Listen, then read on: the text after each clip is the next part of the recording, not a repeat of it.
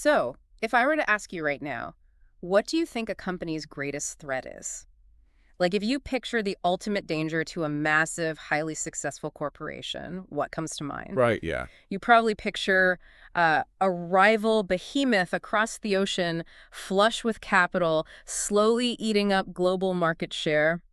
Or maybe you imagine a sudden violent shift in the macroeconomic environment, like a market crash or a supply chain collapse. There are some revolutionary new tech that just, makes an entire product line obsolete overnight. Exactly. We are completely conditioned to think of corporate threats as these external, uncontrollable forces Hmm. that are basically laying siege to the castle walls. But what if the deadliest competitor isn't outside the gates at all? Oh, this is where it gets really interesting. What if they're currently sitting in your office right now? Like, look at the people around you. They're drinking the free company coffee. They're logged into the company servers. They know all your clients' names. And they might be quietly plotting a fatal strike. And the parent company, despite all its wealth, its lawyers, its power, is almost completely defenseless against it. It really shakes the foundation of how we normally think about business security, doesn't it? Hmm. I mean, we put immense emphasis on protecting our patents, securing our digital databases, building these impenetrable corporate fortresses with like non-disclosure agreements and all that. Right. But the data we're unpacking today, it completely dismantles that myth of the safe corporate fortress. The true threat, it doesn't need to hack your firewall to steal your most valuable asset. Because they already have the passwords. Exactly. They help build the firewall. So today, our mission on this deep dive is to explore a monumental, honestly history-making academic working paper. Its title, Employee Spinoffs and Other Infants, Stylized Facts from Brazil, authored by researchers Oana Hirakawa, Marc-Andreas Mienler, and James E. Roach. Yeah, and I know that phrase, stylized facts from Brazil, it sounds like really dense academic territory. Sounds like a textbook, yeah. But the contents of this paper, they act as a high-powered microscope on the business world.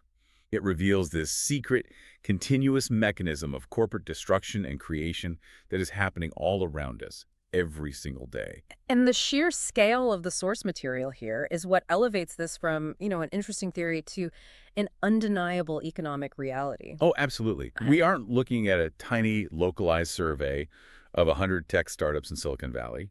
We aren't relying on anecdotal evidence or survival bias from a few successful founders who decided to write memoirs. Right. The researchers utilized a massive Brazilian labor registry database known as ROI. The acronym stands for Relação Anual de Informações Sociais, which is administered by the Brazilian Ministry of Labor and Employment. And they tracked this database from 1995 to 2001. Let's contextualize those dates for a moment, because 1995 to 2001 in Brazil wasn't just a random slice of time. No, not at all. This was a period of massive, explosive entrepreneurial growth following a major economic stabilization. They had just implemented the Plano Real in 1994. Right, which was huge for them. Yeah, because before that, Brazil was struggling with crippling hyperinflation, which makes long-term business planning virtually impossible. I mean, how do you set a price when the currency loses value by the hour? You can't. It's chaos. Exactly.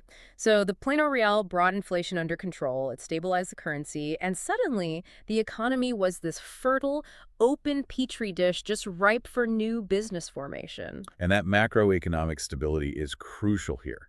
It gave the researchers a clear, unclouded window to observe natural business formation without the noise of hyperinflation just distorting all the survival rates. Wow, yeah, that makes sense. And the Reals dataset itself, it's something economists usually only dream of, because Brazilian law strictly requires every formal employer to report highly detailed workforce information annually.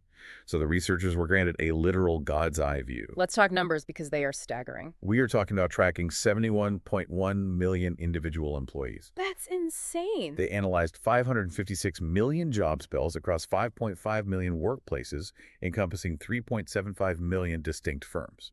Let's pause and really visualize that for you listening, because instead of looking at companies as these big monolithic blocks like reading a headline that says Telecom Core lost money or Manufacturing Inc. opened a new branch, this data set allowed researchers to track the individual flow of human beings. Exactly. They tracked every single quote-unquote worker bee as they left one hive to go build another. Yeah. If a mid-level engineer left a telecommunications giant on a Tuesday and suddenly appeared on the payroll of a brand new unknown startup on a Wednesday, This database caught the movement. Because they cross-referenced national identification numbers, Yeah. right? They literally watched the cellular division of a nation's economy in real time. Scholars have rarely, if ever, had this complete and precise of an employer-employee matching chain over such a dynamic period. And watching that cellular division revealed what we're calling the anatomy of a defection.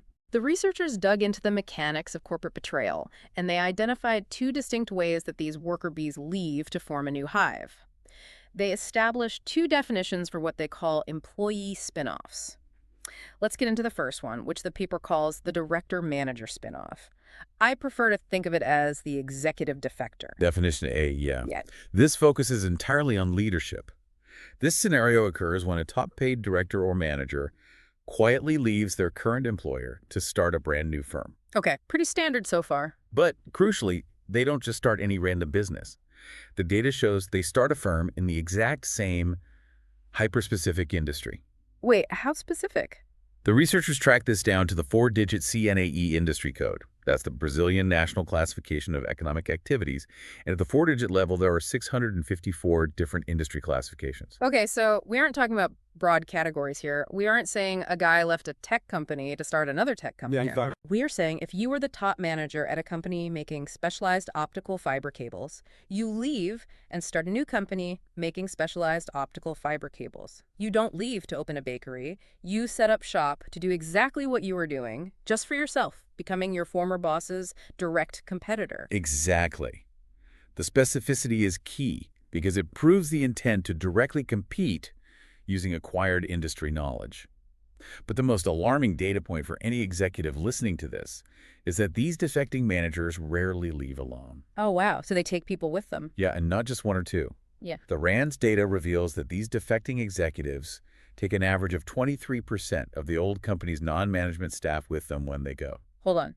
23%. Almost a quarter of the workforce. Okay, losing a top executive is a blow. I mean, every company plans for executive turnover, but having that executive gut nearly a quarter of your working staff on their way out the door, that goes way beyond a resignation. Oh, absolutely. That is a surgical strike on your operational capacity. It's a mutiny. If you are managing a team right now, think about your 4 best people. Now imagine them walking out at 5 p.m. on a Friday with your top manager and becoming your direct competition by Monday morning. It literally paralyzes the parent firm. You lose the leadership, and you lose the execution arm simultaneously.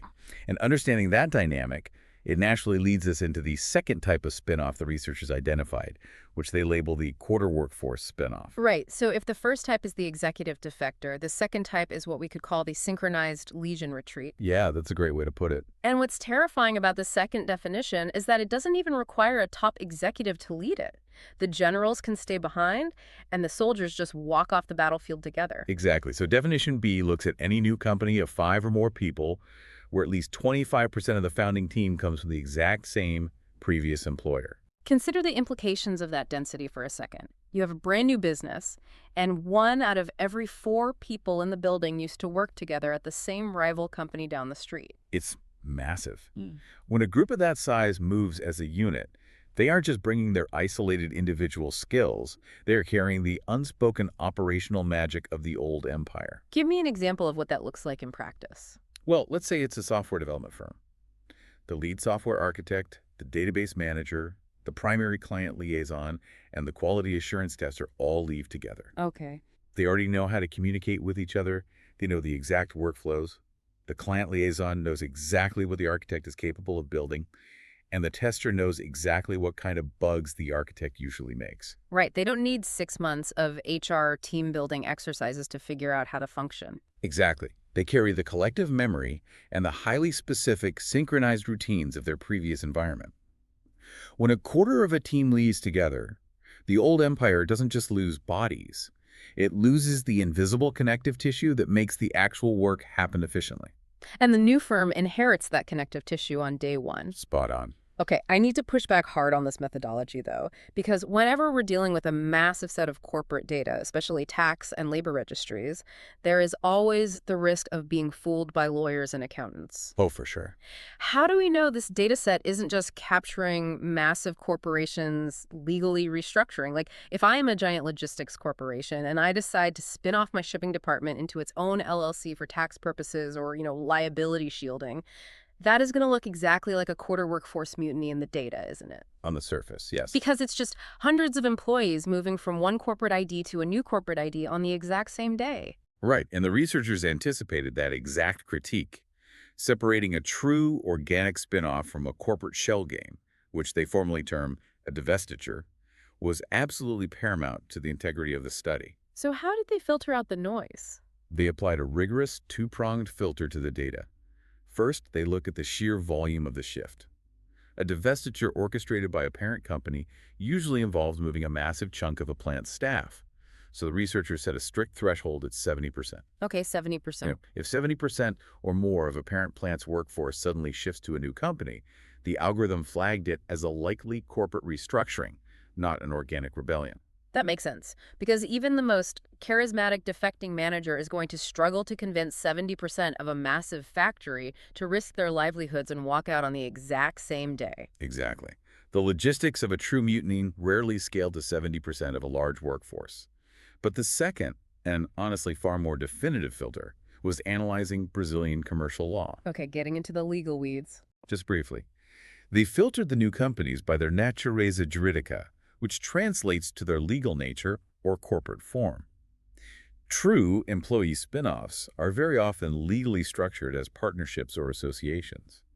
And under Brazilian law at the time, those specific entities can only be owned by physical human beings. Wait, they cannot be owned by other corporate entities. No, they cannot. Oh, wait. Let me play devil's advocate here. Couldn't a mega corporation just secretly fund a partnership through back channels? Like the corporation gives the executive $1 million under the table, the executive sets up a partnership under their own human name, and the corporation effectively controls a shadow entity while bypassing the legal restriction. I mean, while shadow funding is a reality in global business, orchestrating that on the scale of hundreds of thousands of firms across an entire economy over 6 years would leave massive anomalies in the capital flow and wage bill data. Right. The paper trail? Exactly, which the researchers monitored. Furthermore, the legal liability of a partnership in Brazil falls heavily on the individuals. A corporate overlord cannot shield its assets if the partnership goes bankrupt. So the risk is just too high. Yeah, the legal risk structure makes it highly impractical for a major corporation to use partnerships as a standard divestiture tool. When you combine the legal restrictions of the natureza juridica with the 25% workforce threshold, the data solidly proves these are true organic rebellions. These are real people risking their own capital and liability to strike out on their own. Wow. Okay, so the data is ironclad. We are looking at genuine mutinies. And acknowledging that leads us to a massive counterintuitive realization that kind of just slaps you in the face. This data completely shatters the romanticized myth of the garage startup. It violently disrupts the standard narrative we are fed about entrepreneurship in the free market. Because we all love the underdog story. The mythology of the modern economy is built on the idea of a scrappy entrepreneur sitting in a cold garage, building a business completely from scratch with nothing but a brilliant idea, a soldering iron, and sheer willpower. Right, the Steve Jobs in his garage narrative. Exactly. That is the story we tell about innovation. But the cold, hard numbers from this raised data set show that a massive chunk of this so-called free market is actually just old empires bleeding out. It's massive corporations continuously fracturing into well-armed, highly trained splinter factions. The scale of the rebellion is genuinely shocking when you look at the raw percentages. So the researchers isolated all the new private sector businesses formed in Brazil during this period, and they carefully excluded government entities, foreign subsidiaries, and corporate holding companies to ensure they were looking at genuine new market entrants. To keep the data clean. Exactly. And they discovered that employee spin-offs are not some fringe occasional phenomena. Depending on whether you use definition A or definition B, these defectors account for somewhere between 1/6 and a staggering 1/3 of all new firms with 5 or more employees. Nearly 30%. Let's make sure you listening really absorb that. 1 out of every 3 new companies of that size is not a group of college kids with a dream. It is a coordinated, deliberate mutiny of experienced professionals from an existing company. The exact figure peaks at 29.3%. The vibrant, chaotic ecosystem of new startups that we view as the engine of the economy is fundamentally driven by the continuous fragmentation of existing established firms. The old empires are basically the hatcheries for the new competitors. It makes me think of playing a video game on New Game Plus. Oh, I like that analogy. Yeah, you know the mechanic. When you beat a massive RPG, the game lets you start over from the very beginning, but you get to keep all your late game weapons, your upgraded armor, and your fully unlocked map. While regular independent startups are starting at level 1 with a wooden sword, wandering blindly into the market, these defectors spawn in with top-tier gear, a map of the entire industry landscape, and a pre-leveled party of companions. The New Game Plus analogy perfectly captures the data regarding their entry scale. These spin-offs do not start small. When the researchers analyzed their initial size, and they measured both their total employee count and their total wage bill on their very first day of existence, the spin-offs completely dwarfed regular, unrelated startups. Explain the focus on the wage bill there. Why does the total amount they're paying in salaries matter more than just the headcount? Because the wage bill is a crucial economic proxy for human capital quality. If I hire 10 entry-level clerks, my headcount is 10, but my wage bill is low. If I hire 10 senior software architects, my headcount is still 10, but my wage bill is massive. The raised data showed that spin-offs launch with significantly higher wage bills than normal startups, meaning they aren't just hiring more people, they are hiring highly specialized, highly paid experts from day one. So they are completely bypassing the entire infancy stage of business development where a founder works for free and hires interns out of desperation. Precisely. Now, to be fair to the established giants, the data did show that these defectors are still slightly smaller than corporate-backed diversification ventures. Right, like if a massive international bank decides to open a new insurance branch, they can obviously flood it with more capital than a group of defecting employees pooling their savings. Exactly. But compared to a true independent entrepreneur begging for angel investments, the spin-offs are absolute giants the moment they open their doors. They launch with massive scale and momentum, which forces us to ask the most critical question in the study, right? What happens to them after they launch? Do they survive? And this brings us to what we could call the survival curse. Yeah, because startup failure isn't just a risk. It's practically a law of physics at this point. The cliche is that 9 out of 10 startups fail in their first year. You jump into the entrepreneurial abyss, and the market usually rejects you. But these spin-offs, the data suggests they have inherited some kind of supernatural immune system that protects them from the abyss. The survival premium is very real, and it is mathematically significant. The researchers tracked the exit rates, which is the rate at which these newly formed companies go out of business or disappear from the registry over a 6-year period. And what did they find? They found that over a 5-year horizon, employee spinoffs have a 7 to 9% lower probability of dying compared to regular, unrelated startups. Okay, I'm going to stop you right there because if I'm an economist reviewing this paper, I'm just rolling my eyes. Obviously, they survive longer. You just told me they start with more capital, they start with a bigger team, their wage bill is higher, indicating top-tier talent, and by definition, every single one of these founders just came from a formal sector job, so they have proven industry experience.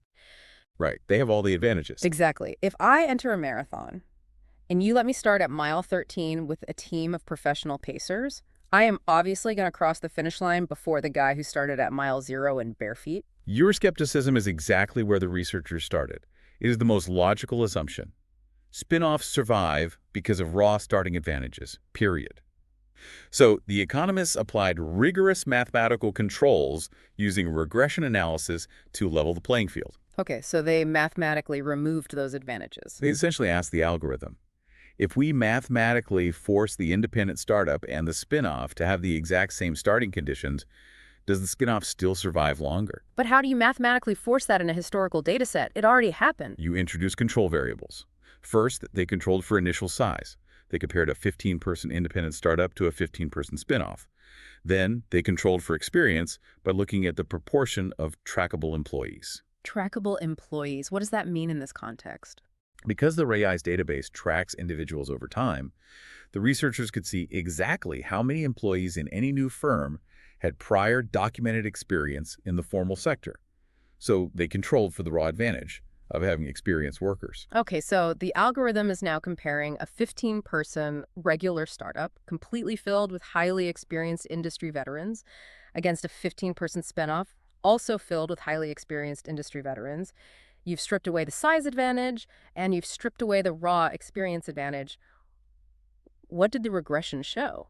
The spin-offs still survived at significantly higher rates. Really? Yeah, the coefficients in the regression models remained highly stable. The impact of simply being a spin-off on their survival probability was virtually unchanged, even when all those massive starting advantages were mathematically neutralized. That is wild. It's not the money, it's not the head count, it's not even the fact that they have industry experience on their resumes.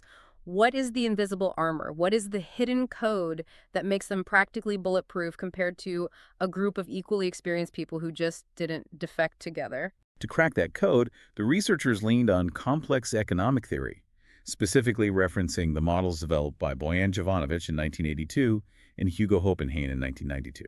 Okay, I want to tread carefully here because economic theory can get incredibly dense, and I don't want to lose you, the listener, in academic jargon. What do Jovanovic and Hopenhain actually mean when they use the word productivity? Because when a manager uses that word, they mean how many widgets a worker makes in an hour. Right, exactly. In these macroeconomic models, productivity isn't a measure of effort. It is treated as a hidden, inherent variable. Think of it as a firm's core DNA or its secret sauce. Okay. Jovanovic's model suggests that you don't actually know how efficient or viable a business is until it starts operating. A new firm essentially draws its productivity level from a probability distribution, almost like drawing a hand of cards. If you draw a high productivity level, you survive. If you draw a low one, you quickly realize you can't compete and you exit the market. So a regular startup is basically blindly drawing cards from the deck, hoping that they get a royal flush of good market fit, efficient workflows, and client demand. Exactly. Hopenhain expanded on this by modeling how firms react to these shocks and uncertainties over time. The independent startup is stepping into total darkness. But the spinoff isn't drawing blindly from the deck. Because they've seen the cards. They have already drawn a winning hand while operating inside the parent company. They already know their specific workflow is highly productive. They already know the local market demands exactly what they can produce. We usually think of a company's value as its physical assets. The servers locked in a data center, the massive manufacturing equipment bolted to the floor, the patents guarded by lawyers. But this interpretation of the Hopenhain and Jovanovic models suggests that a massive portion of a company's true productivity is actually a portable asset. Yes. It isn't bolted to the floor at all. It is deeply embedded in the biological hardware of the employees. The biological hardware, their brains, their interpersonal relationships, their ingrained habits. It's the unwritten routines that make an office function. Right. It's knowing that the supply chain manager needs a specific form filled out on Thursdays to get materials by Monday. It's the intimate knowledge of a major client's specific anxieties and exactly how to soothe them. It's the synced up workflows where one engineer knows exactly how another engineer structures their code, so they don't even have to call a meeting to integrate their work. And you cannot lock that in a filing cabinet. You can't file a patent on the fact that Sarah and John work 3 times as fast when they are paired together on a project because they've developed a shorthand over 5 years. You can't. And when those employees leave in a coordinated mutiny, the actual functional productivity of the parent company walks out the front door with them. Wow. I like to think of the survival curse through the lens of an organ transplant. When an independent startup enters the market, it's a foreign object. The market ecosystem often rejects it because it doesn't fit the existing blood vessels, the supplier networks, the client expectations. Right. But a spinoff is made of the market's own tissue. It was grown inside the parent company. When it transplants itself into the market, the ecosystem accepts it immediately.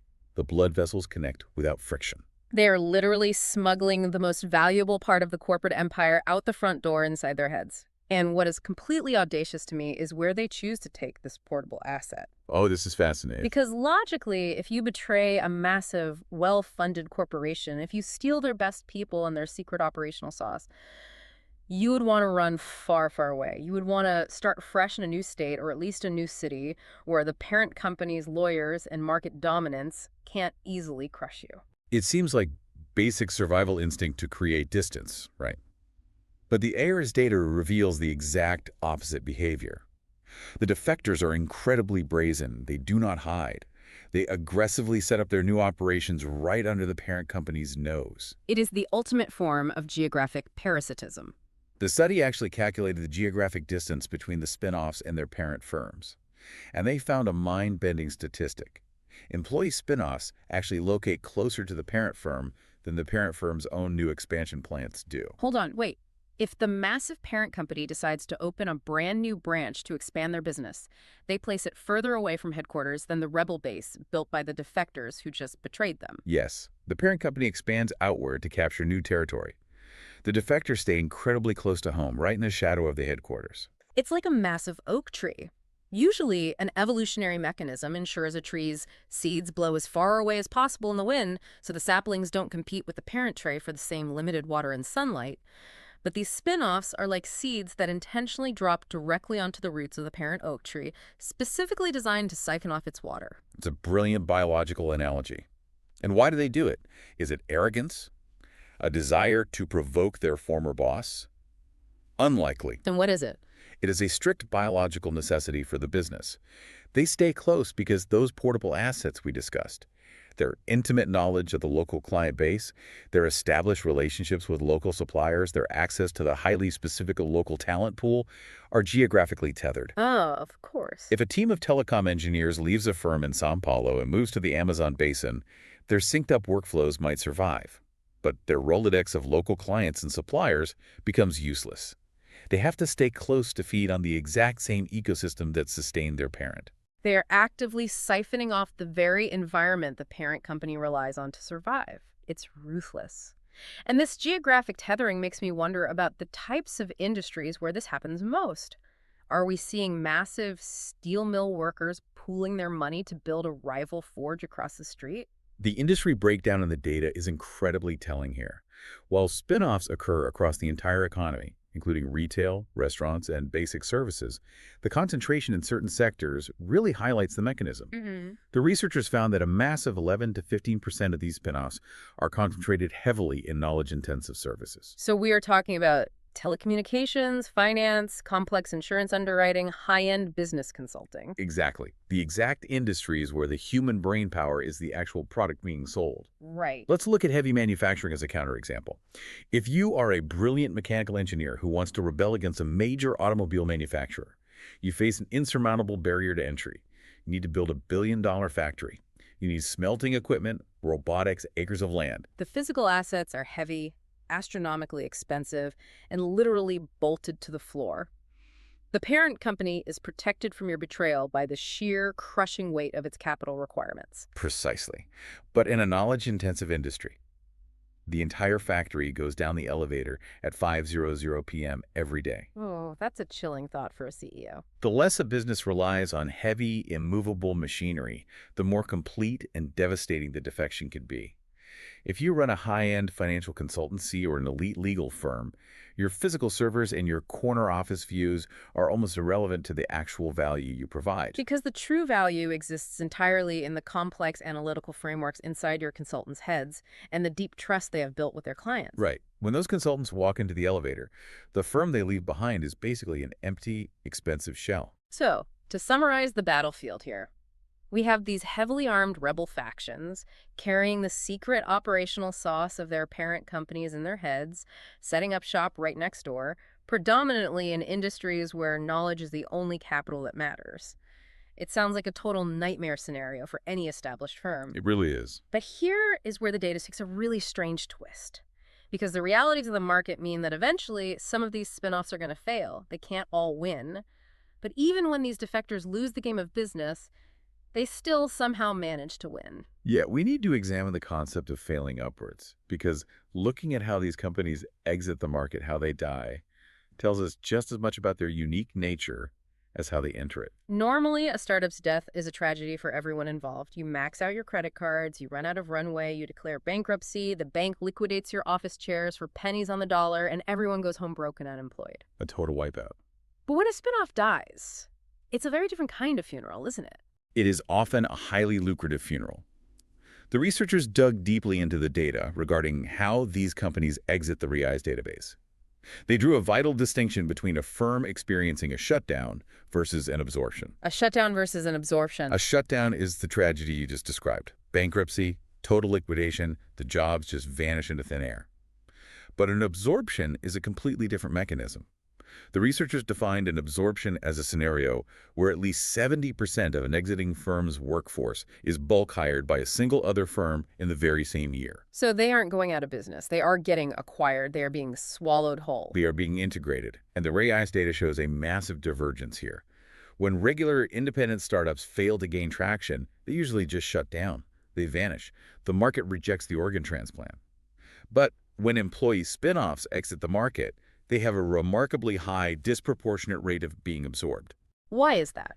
Why does an acquiring company look at a failed independent startup and say, let them die, but look at a failing spinoff and say, let's buy them? If the spinoff's product failed, why buy them? Because the acquiring company isn't buying the product, they are buying the portable asset. Even if the spinoff's specific new software failed to find a market, the acquiring company recognizes the immense value of that pre-assembled, highly functioning knowledge engine. Ah, they're executing an acquire hire. Exactly. They are buying a team of people who already possess the synchronized workflows, the shared history, and the deep industry knowledge that was originally forged inside the massive parent company. So their failure is often just a highly successful pre-planned exit strategy. They spin off, they take the risk, they build a product or perhaps steal a major client list, they run the business for 3 or 4 years, and if they don't become the next industry titan, instead of going bankrupt, they get bought out. Yeah.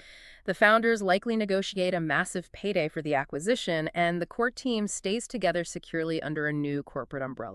It is a completely asymmetrical risk profile compared to the independent entrepreneur. The independent entrepreneur faces total financial and professional ruin. The defector faces the safety net of an acquire because their underlying shared human capital remains immensely valuable to the broader industry. If I am a CEO listening to this deep dive right now, my blood is just running cold. I am looking around my open plan office, wondering which quarter of my staff is currently using my Slack channels to plan a mutiny, gut my operational capacity, open an office across the street, steal my best clients, and eventually get bought out by my largest rival for millions of dollars. It's a paranoid thought, but it's grounded in reality. So the instinct for self-preservation naturally kicks in. Why wouldn't I just put a stop to this immediately? Why wouldn't I force every single employee, from the janitor to the lead engineer, to sign a blood oath non-compete agreement and a vicious non-disclosure agreement so they can never, ever do this to me? That instinct, that desperate desire to lock the doors, build higher walls, and trap the talent inside the fortress is the ultimate double-edged sword of the modern knowledge economy. It brings us to the tragic legal bottleneck that dictates the entire future of human innovation.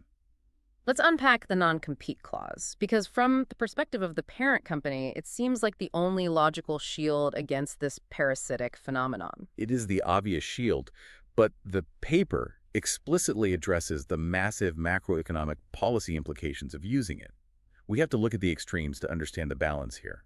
Let's imagine a scenario where the law strictly forbids employees from taking ideas, workflows, and clients. Non-competes are ironclad, universally applied, and ruthlessly enforced by the courts. What happens to the broader economy? I would assume innovation grinds to an absolute halt because the people with the most brilliant disruptive ideas are permanently trapped inside giant, slow-moving bureaucratic machines. And we know that massive incumbent firms often suffer from organizational inertia. They don't want to disrupt their own profitable product lines. Exactly. If an ambitious engineer at a legacy auto manufacturer develops a blueprint for a revolutionary electric battery, but the parent company makes all its profit from combustion engines, the parent company will bury the blueprint. It threatens their core business model. Right, they kill it. If that engineer is locked in a 10-year non-compete, they cannot leave to build the battery themselves. The innovation never sees the light of day. The entire society loses out on technological progress because the knowledge was quarantined. Okay, I see the danger there. It stifles everything. But what if we swing the pendulum to the absolute opposite extreme? What if the government decides to ban non-competes entirely? Total anarchy in the labor market. Everyone can steal everything all the time. You can walk out with the client list on a thumb drive with zero legal repercussions. If you mandate total anarchy, you destroy the fundamental incentive for human capital investment. No rational employer will ever spend a dime training an employee, sending them to specialized seminars, or mentoring them in leadership if they know with 100% certainty that they are simply funding the education of their future assassin. Wow, yeah. Why would a company invest 2 years and hundreds of thousands of dollars bringing a junior analyst up to speed, If that analyst is legally encouraged to walk out the door tomorrow and use those exact skills to put the company out of business. It's a brutal catch-22. You either lock up the talent with lawyers and kill future societal innovation, or you let the talent run completely free and kill the incentive for companies to train anyone in the first place, leading to a massive skills shortage. In a frictionless, perfectly efficient economic model, there is a theoretical solution to this standoff. An employee with a brilliant idea for a spin-off should simply be able to go to their boss and say, I want out of my non-compete. I will pay you a cash fee to buy out my contract. So they buy their freedom. Exactly. The employer gets financially reimbursed for their initial training investment, the employee buys their freedom to start their business, and the broader economy gets a shiny new innovation. Everyone wins. That sounds fantastic on a whiteboard in a graduate economics seminar, but how does that actually play out in reality? In reality, we run headfirst into what economists term being liquidity constrained. It leads to the tragedy of the buyout. In less developed economies, and frankly, for the vast majority of normal working class or even middle class professionals everywhere in the world, they are broke. They just don't have the cash. They do not have the hundreds of thousands of dollars in liquid capital required to buy out a punitive corporate legal contract. They are trapped inside the corporate walls, not by a lack of talent, not by a lack of vision, but simply by a lack of cash. It is a profound market failure. Countless world-changing companies, revolutionary products, and efficient services are never born. Not because the idea was flawed, not because the team wasn't ready to execute, but simply because the founders couldn't scrape together the ransom money to buy their own freedom from the parent company's legal department. That is an incredibly depressing thought. The idea that the cure for a specific disease, or the blueprint for the next great clean energy technology, or an algorithm that could revolutionize logistics, is currently just sitting dormant in the brain of an engineer who can't afford their own buyout clause. It is a sobering reality of the legal frameworks we build around intellectual property and human capital. But I don't want us to end this deep dive on a purely pessimistic note, because if we pull the camera all the way back, if we look at the cosmic, macroeconomic view of this Brazilian data set and what it represents over decades, there is something deeply awe-inspiring about what we are witnessing. You are talking of the grand engine of destruction and creation. What this race data proves is the ultimate biological reality of global capitalism. We are conditioned to mourn the decay of giant corporations.